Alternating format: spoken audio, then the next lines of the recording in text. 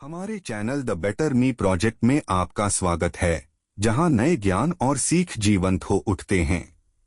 आप Joseph Murphy द्वारा लिखित the power of your subconscious mind के अध्याय 11 आपका अवचेतन मन सफलता में एक साझेदार के रूप में को सुन रहे हैं।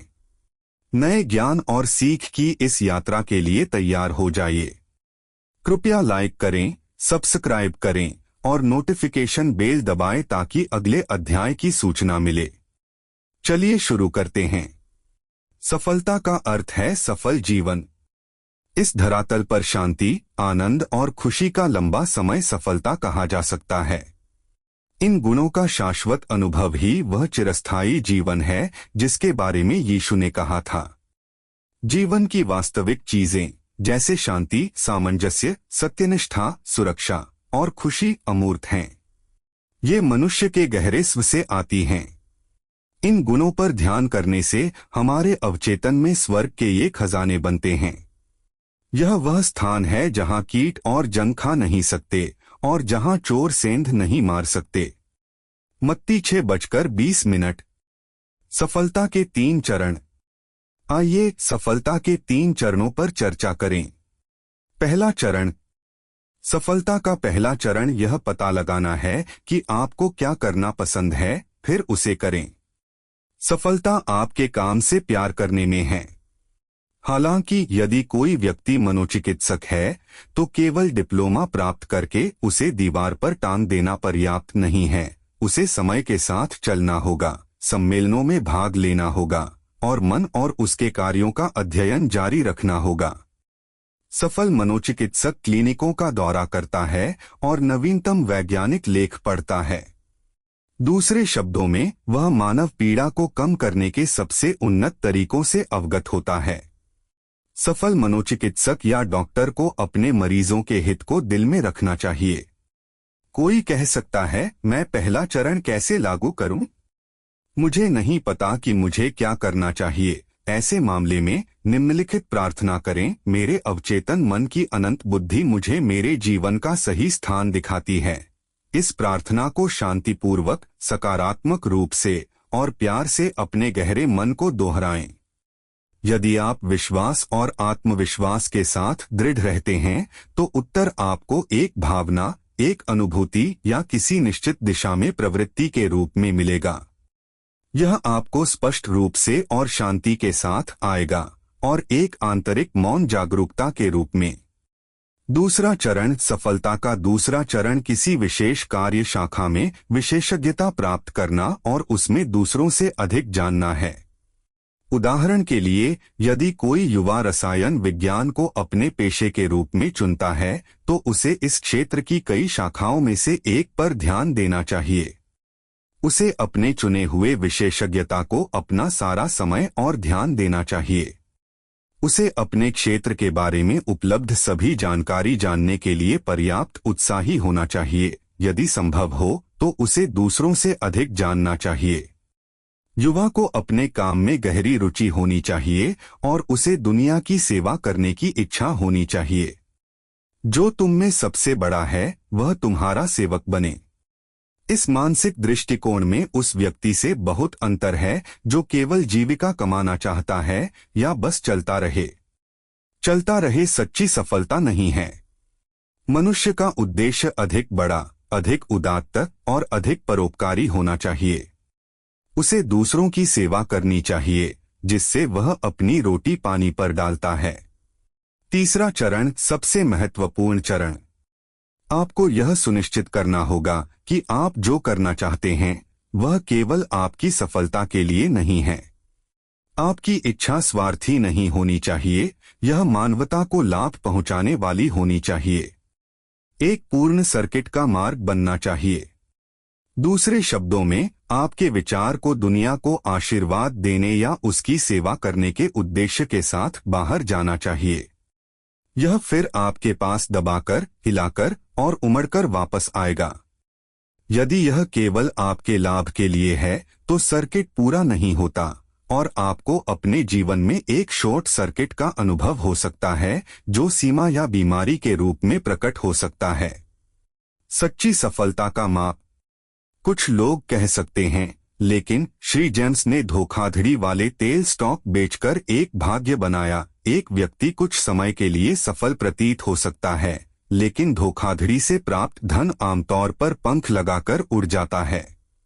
जब हम दूसरों से लूटते हैं तो हम स्वयं से लूटते हैं, क्योंकि हम कमी और सीमा की मानसिकता में होते हैं, जो हमारे शरीर, गृहस्थ जीवन और मामलों में प्रकट हो सकती है।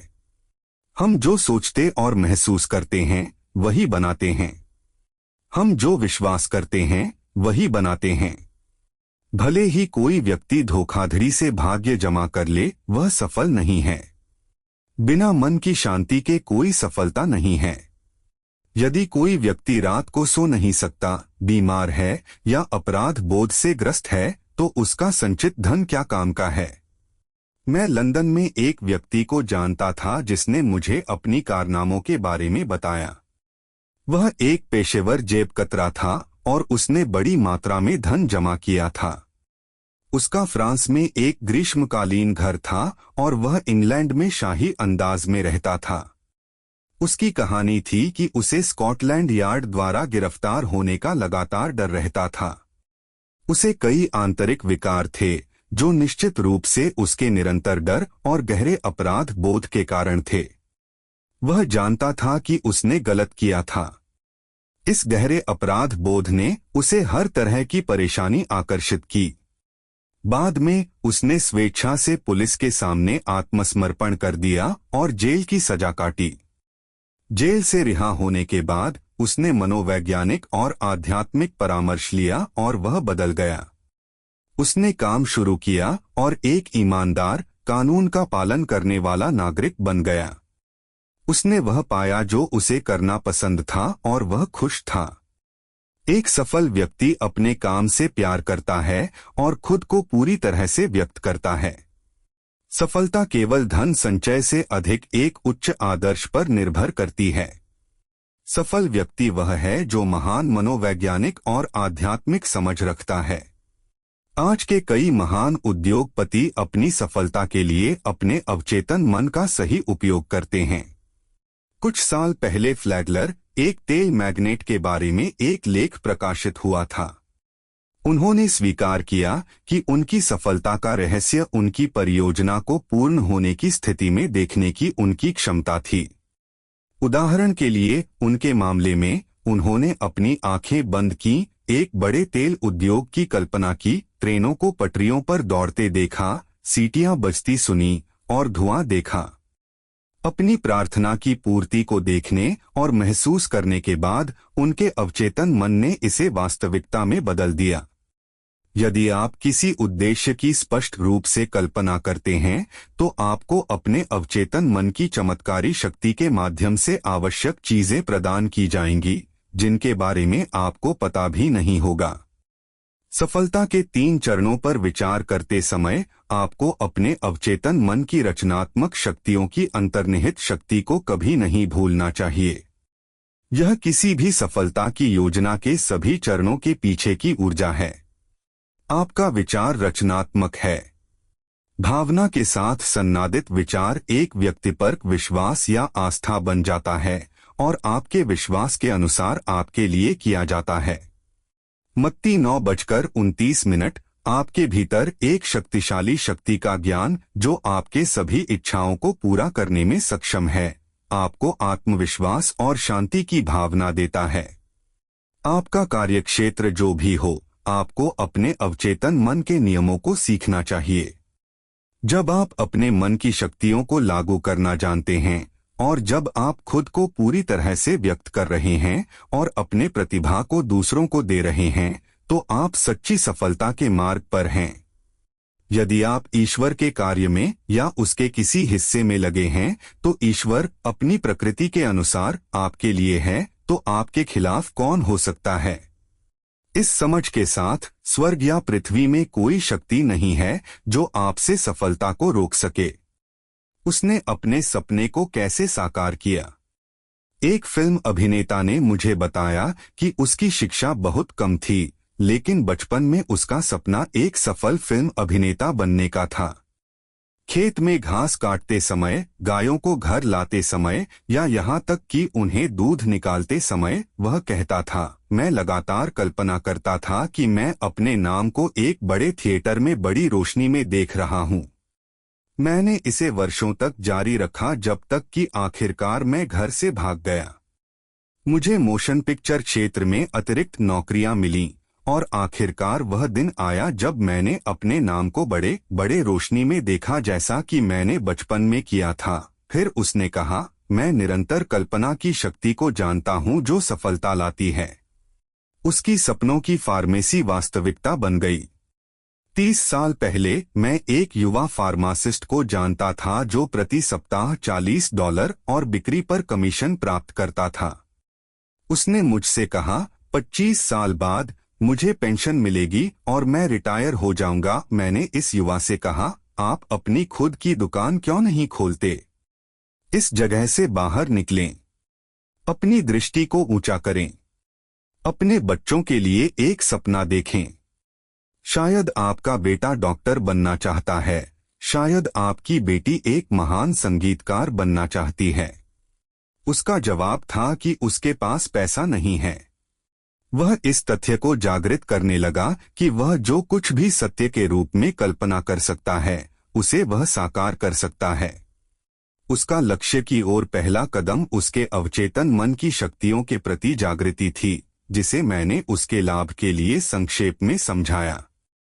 उसका दूसरा कदम यह समझ था कि यदि वह अपने अवचेतन मन को एक विचार पहुंचाने में सफल हो सकता है तो वह किसी न किसी तरह से इसे साकार कर देगा। उसने कल्पना करना शुरू किया कि वह अपनी दुकान में है।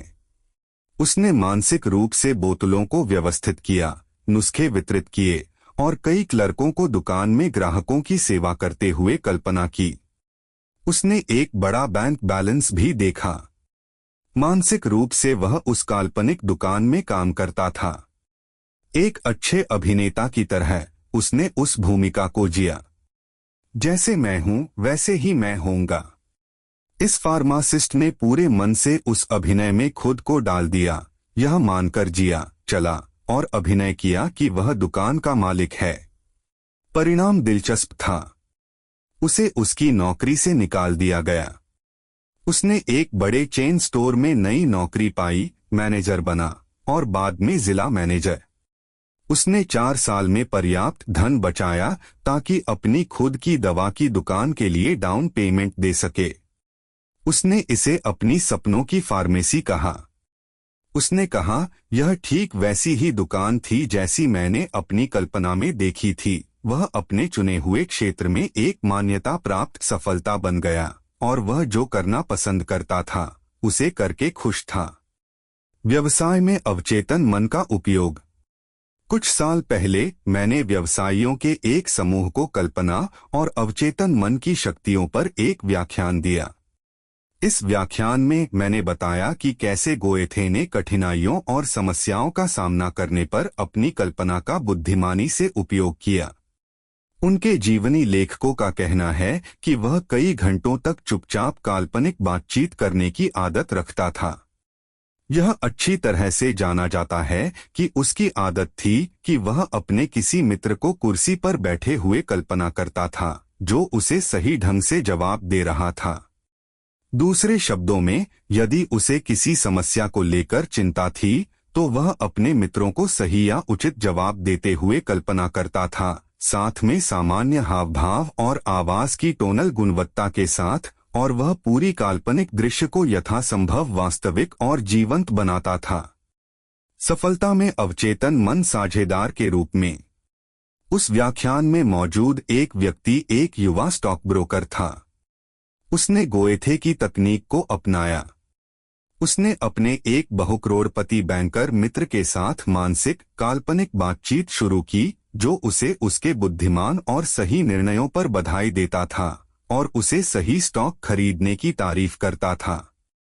वह इस काल्पनिक बातचीत को तब तक नाटकीय रूप से करता था जब तक कि उसने इसे अपने मन में विश्वास के रूप में स्थापित नहीं कर लिया। इस ब्रोकर की आंतरिक बातचीत और नियंत्रित कल्पना निश्चित रूप से उसके उद्देश्य से मेल खाती थी, जो अपने ग्राहकों के लिए सही निवेश करना था। उसका मुख्य उद्देश्य अपने ग्राहकों के लिए धन कमाना और उनकी वित्तीय समृद्धि को अपने बुद्धिमान परामर्श से देखना था। वह अभी भी अपने व्यवसाय में अपने अवचेतन मन का उपयोग कर रहा है और वह अपने क्षेत्र में एक शानदार सफलता है। 16 साल का लड़का असफलता को सफलता में बदलता है। एक हाई स्कूल में पढ़ने वाला एक युवा लड़का मुझसे बोला, मुझे बहुत खराब ग्रेड मिल रहे हैं। मेरी स्मृति कमजोर हो रही है। मुझे नहीं पता कि क्या गलत है। मैंने पाया कि इस लड़के की एकमात्र गलती उसका दृष्टिकोण था, जो कुछ शिक्षकों और सहपाठियों के प्रति उदासीनता और नाराजगी का था। मैंने उसे सिखाया कि अपने अवचेतन मन का उपयोग कैसे करें और अपनी पढ़ाई में सफल होने का तरीका। उसने दिन में कई बार, विशेष रूप से रात को सोने से पहले और सुबह जागने के बाद, कुछ सत्य वाक्यों को दोहराना शुरू किया। ये अवचेतन मन को प्रभावित करने के लिए सबसे अच्छे समय हैं। उसने निम्नलिखित रूप में पुष्टि की, मुझे एहसास है कि मेरा अवचेतन मन स्मृति का भंडार है। यह मेरे द्वारा पढ़े और सुने गए हर चीज को संग्रहित करता है।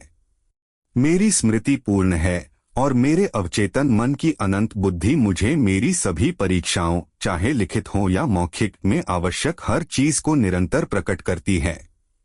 मैं अपने सभी शिक्षकों और सहपाठियों के प्रति प्रेम और सद्भावना का प्रसार करता हूँ। मैं उनके लिए सफलता और सभी अच्छी चीजों की हार्दिक कामना करता हूँ। यह युवा अब पहले से कहीं अधिक स्वतंत्रता का आनंद ले रहा है। वह अब सभी ए ग्रेड प्राप्त कर रहा है। वह लगातार कल्पना करता है कि शिक्षक और उसकी माँ उसे उसकी पढ़ाई में सफलता के लिए बधाई दे रहे हैं।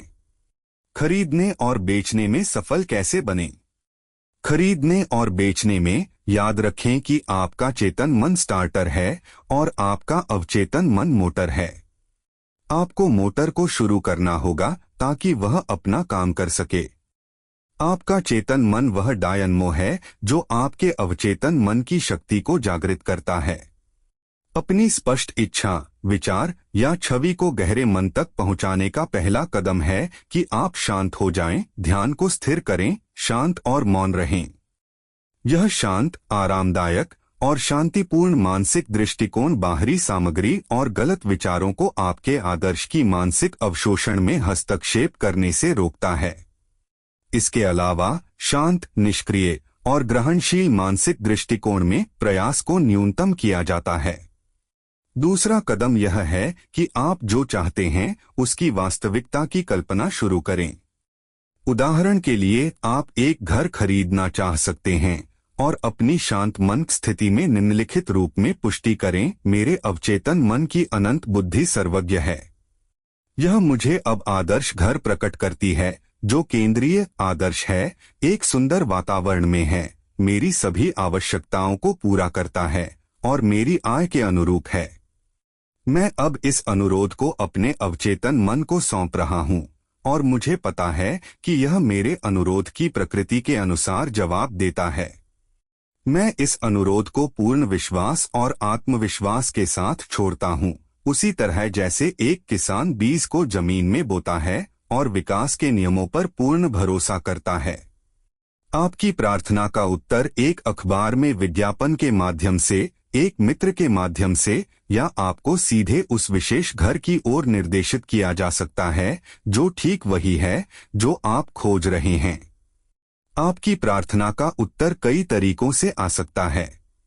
जिस मुख्य ज्ञान पर आप भरोसा कर सकते हैं वह यह है कि उत्तर हमेशा आता है, बशर्ते आप अपने गहरे मन के कार्य पर भरोसा करें। आप एक घर, जमीन या किसी भी प्रकार की संपत्ति बेचना चाह सकते हैं। रियल एस्टेट ब्रोकर्स के साथ निजी परामर्श में मैंने उन्हें बताया कि मैंने लॉस एंजल्स में ऑरलैंडो एवेन्यू पर अपना घर कैसे बेचा। उनमें से कई ने मेरी इस्तेमाल की गई तकनीक को लागू किया और उल्लेखनीय और तेजी से परिणाम प्राप्त किए। मैंने अपने घर के सामने बगीचे में एक साइन लगाया जिस पर लिखा था, मालिक द्वारा बिक्री के लिए। अगले दिन सोने से पहले मैंने खुद से कहा, मान लो तुमने अपना घर बेच दिया, तुम क्या करोगे? मैंने अपने ही सवाल का जवाब दिया और कहा, मैं उस साइन को हटा दूंगा और उसे गैरेज में फेंक दूंगा। अपनी कल्पना में मैंने साइन को पकड़ा, उसे जमीन से खींचा, अपने कंधे पर रखा, गैरेज में गया, उसे फर्श पर फेंका और मजाक में साइन से कहा, मुझे अब तुम्हारी जरूरत नहीं है। मुझे इस सब की आंतरिक संतुष्टि महसूस हुई, यह महसूस करते हुए कि यह पूरा हो गया। अगले दिन एक व्यक्ति ने मुझे $1000 की जमा राशि दी और मुझसे कहा, अपना साइन हटा लो, हम अब एस्क्रो में जाएंगे। तुरंत मैंने साइन को हटाया और उसे गैरेज में ले गया। बाहरी कार्रवाई आंतरिक के अनुरूप थी। इसमें कुछ भी नया नहीं है। जैसा भीतर वैसा बाहर, जिसका अर्थ है कि आपके अवचेतन मन पर अंकित छवि के अनुसार यह आपके जीवन के वास्तविक स्क्रीन पर होता है। बाहर का दर्पण भीतर का होता है। बाहरी कार्रवाई आंतरिक कार्रवाई का अनुसरण करती है। यहाँ एक और बहुत लोकप्रिय विधि है जिसका उपयोग घर, जमीन या किसी भी प्रकार की संपत्ति को बेचने में किया जाता है। धीरे धीरे, शांतिपूर्वक और भावनात्मक रूप से निम्नलिखित पुष्टि करें, अनंत बुद्धि इस घर के लिए खरीदार को मेरी ओर आकर्षित करती है जो इसे चाहता है और इसमें समृद्ध होता है। यह खरीदार मेरे अवचेतन मन की रचनात्मक बुद्धि द्वारा मेरे पास भेजा जा रहा है, जो कोई गलती नहीं करता। यह खरीदार कई अन्य घरों को देख सकता है, लेकिन मेरा घर ही वह एकमात्र है जिसे वह चाहता है और खरीदेगा, क्योंकि वह अपने भीतर की अनंत बुद्धि द्वारा निर्देशित है। मुझे पता है कि खरीदार सही है, समय सही है और कीमत सही है। सब कुछ सही है। मेरे अवचेतन मन की गहरी धाराएं अब हमें दोनों को दैवीय व्यवस्था में एक साथ ला रही हैं। मुझे पता है कि ऐसा है। हमेशा याद रखें कि आप जो खोज रहे हैं वह भी आपको खोज रहा है, और जब भी आप एक घर या किसी भी प्रकार की संपत्ति बेचना चाहते हैं, वहां हमेशा कोई न कोई होता है जो आपके पास जो कुछ है उसे चाहता है। अपने अवचेतन मन की शक्तियों का सही उपयोग करके आप अपने मन को सभी प्रतिस्पर्धा और चिंता की भावना से मुक्त करते हैं। उसने जो चाहा उसे हासिल करने में कैसे सफल हुई। एक युवा महिला है जो नियमित रूप से मेरे व्याख्यानों और कक्षाओं में आती है। उसे 3 बार बस बदलनी पड़ती थी। व्याख्यानों में आने के लिए उसे हर बार 1.5 घंटे का समय लगता था। एक व्याख्यान में मैंने बताया कि कैसे एक युवा व्यक्ति को, जिसे अपने काम के लिए कार की जरूरत थी, एक कार मिली। वह घर गई और मेरे व्याख्यान में बताए गए तरीके से प्रयोग किया। यहाँ उसका पत्र का एक हिस्सा है जिसमें उसने मेरी विधि के आवेदन का वर्णन किया है और उसकी अनुमति से प्रकाशित किया गया है। प्रिय डॉक्टर मर्फी, इस तरह मुझे एक कैडिलैक कार मिली। मैं नियमित रूप से व्याख्यानों में आने के लिए एक कार चाहती थी। अपनी कल्पना में मैंने वही प्रक्रिया अपनाई जो मैं वास्तव में कार चलाने पर करती। मैं शोरूम में गई और सेल्समैन मुझे एक कार में सैर कराने ले गया। मैंने भी इसे कई ब्लॉक तक चलाया। मैंने बार बार कैडिलैक कार को अपना होने का दावा किया। मैंने 2 सप्ताह से अधिक समय तक कार में बैठने, इसे चलाने, असबाब को महसूस करने आदि की मानसिक तस्वीर बनाए रखी। पिछले सप्ताह मैं एक कैडिलैक में आपके व्याख्यानों में आई। मेरे इंगलवुड में रहने वाले चाचा का निधन हो गया और उन्होंने मुझे अपनी कैडिलैक और अपनी पूरी संपत्ति छोड़ दी। कई उत्कृष्ट कार्यकारी और व्यवसायी द्वारा उपयोग की जाने वाली एक सफलता तकनीक। कई प्रमुख व्यवसायी चुपके से सफलता शब्द को दिन में कई बार दोहराते हैं जब तक कि उन्हें यह विश्वास नहीं हो जाता कि सफलता उनकी है। वे जानते हैं कि सफलता का विचार सभी आवश्यक तत्वों को समाहित करता है। इसी तरह आप अब सफलता शब्द को विश्वास और दृढ़ता के साथ अपने लिए दोहराना शुरू कर सकते हैं।